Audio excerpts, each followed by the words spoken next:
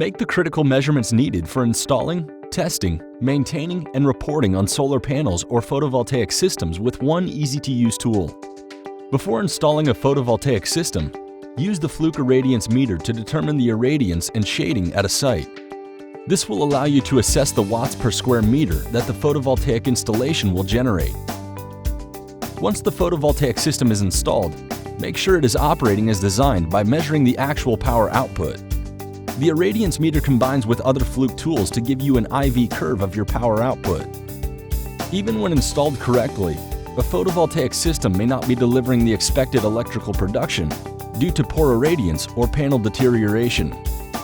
By measuring the solar irradiance of the panel, the Irradiance meter allows you to validate if the electrical generation problem in the installation is due to deficient irradiation or due to issues with the photovoltaic system itself. Get all the critical photovoltaic measurements you need to measure, optimize, and report on the performance of your solar panels in one easy-to-use instrument. The Fluke IRR1-SOL Irradiance meter. Find out more at fluke.com.